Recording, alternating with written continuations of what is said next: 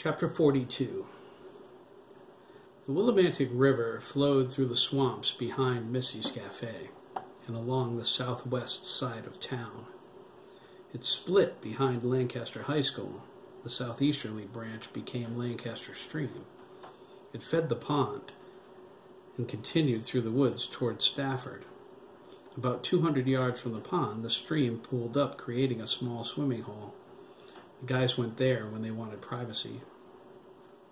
Sandy, who had been gone the whole time the boys were with Lyle, finally rejoined his friends. He stepped off the trail that led from his house and marveled at the size of Craig's tent. He thought, with that much sleeping space, we could have invited the entire 9th and 10th grades. "Holy cow," Sandy exclaimed, dropping the fire extinguisher next to the wood pile. "This thing is huge." "Sandy," Matt cried. He was on a log draped over the swimming hole, dangling his feet in the water. He waved a beer at him. "It's about time, dude." "Yeah, man," Max echoed, walking over with Chris. "What took so long?" "We were starting to worry," Chris said. "Danielle," Sandy groaned. Derek handed him a beer. "She's history." "Really?" Ian asked, his eyes widening. "You've been dating her forever, bro." "Not after today," Sandy growled. "I helped Matt carry the cooler here, and then I left to get the fire extinguisher. She was on the trails heading toward the pond, and..." Sandy told them what happened.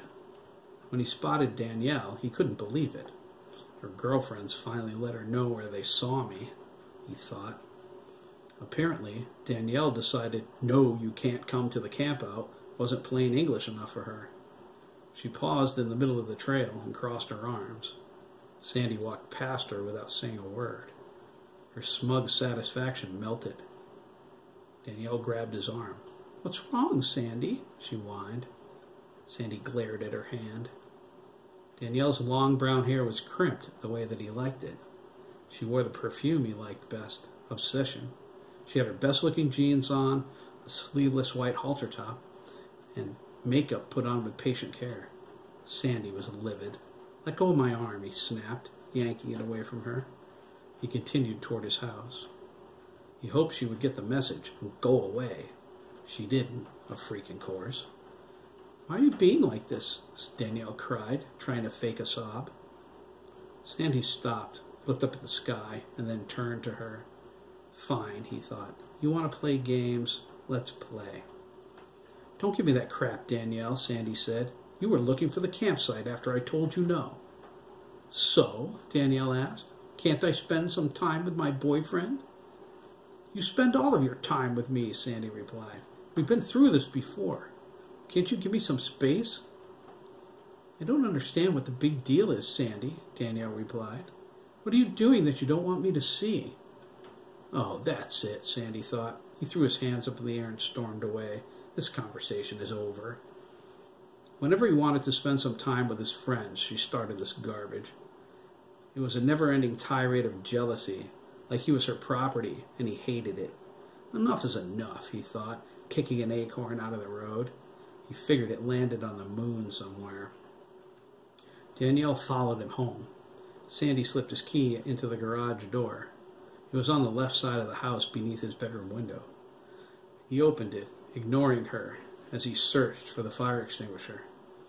"You didn't answer my question, Sandy," Danielle said. "Why don't you want me to go down there?" "I'm not in the mood for this, Danielle," Sandy replied as he crawled under the tool table. "You know why." "Maybe you should tell me anyway," Danielle said. "You're my boyfriend. I have a right to know what you're up to." Sandy went to stand and hit his head with a whack. "Ow!" he cried, rubbing it. Danielle reached out to help him, but he moved away from her. "Don't touch me," Sandy cried. "I'm sick of this. Every time I want to do something with the guys, it's like this. You can't go because the rest of the guys don't want you there. We want to have fun, but you're so possessive, it's impossible to do that when you're around." "Why don't we go down there and ask them?" Danielle asked. "It's not like I want to stay all night." "I would if you asked me, though."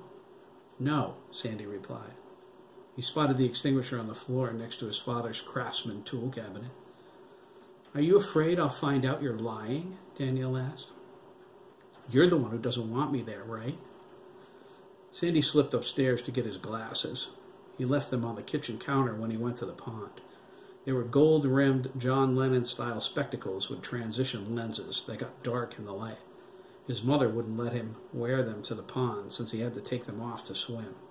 She didn't want them to get lost or broken. They were too expensive. Sandy slipped them on and hooked the rings over his ears. He took a deep breath before he went back downstairs. They argued in the driveway for the next half hour. Danielle accused Sandy of having something up his sleeve he didn't want her to discover. Another girl, maybe? Were they using drugs along with the alcohol? Sandy angrily denied her accusations and continued to tell her to leave. His mother was due home from Annie Potts Elementary any minute. If she found them fighting, an hour-long counseling session at the dining room table would follow. Sandy thought, God, do I hate that? Danielle wasn't thinking about that. She believed she could push him until he finally gave in and let her go. It was a woman's prerogative to manipulate. That's what her mom said. Once she was there, she could ask if any of the guys cared if she stayed the night or not. She was positive nobody did except Sandy.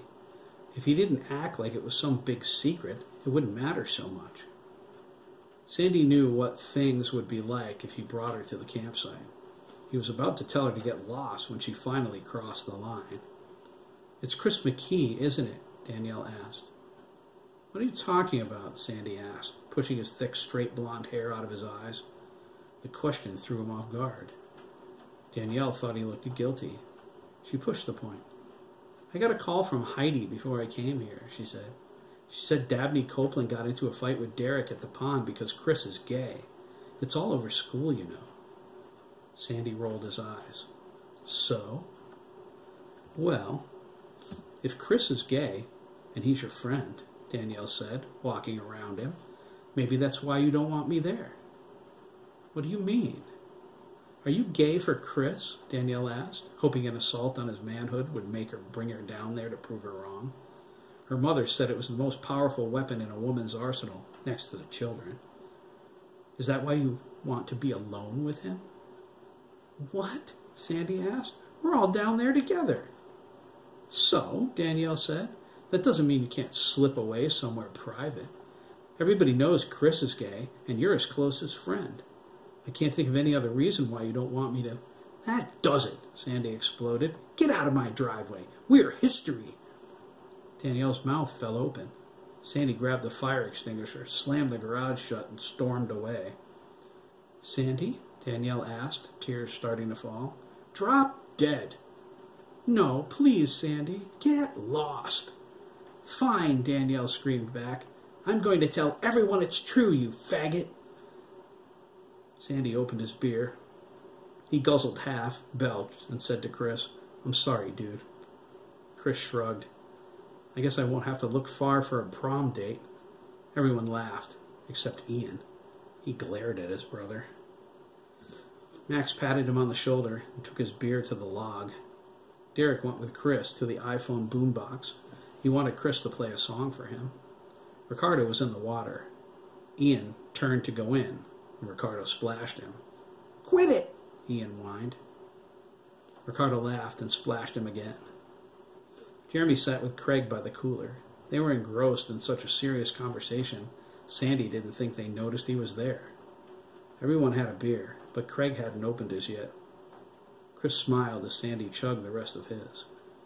Jeremy said, I don't think having a few beers is going to turn you into your father, Craig. Craig shrugged. He stared at the unopened can. Should I take the chance? Jeremy squeezed his shoulder and took the can away from him and dropped it into the cooler. He took his beer and poured it out. Craig looked up at him and smiled. I didn't want one now anyway, Jeremy said. Later, maybe? I will if you will. An hour later, Derek's speech slurred so badly it made him hard to understand. When he stripped to go skinny dipping, everyone laughed and joined him. Craig strategically positioned himself so no one saw his bruises. He was the only one not in puberty, too. Jeremy smiled as Max and Ricardo picked Ian up and chucked him in the water for teasing him. Craig told Jeremy not to feel bad. Puberty isn't all it's cracked up to be. The acne, the itching, especially in class, and especially in Ms. Adler's class. I swear, every time I reached down to scratch my nuts, she looked up at me. It was torture. Craig went to the cooler and retrieved 2 beers. He handed one to Jeremy and winked. "Are you sure?" Jeremy asked. Craig opened his and drank some. "I'm glad I came tonight." "So am I," Jeremy agreed. He held up his can. "Best friends?" "Best friends," Craig replied, and touched his can to Jeremy's.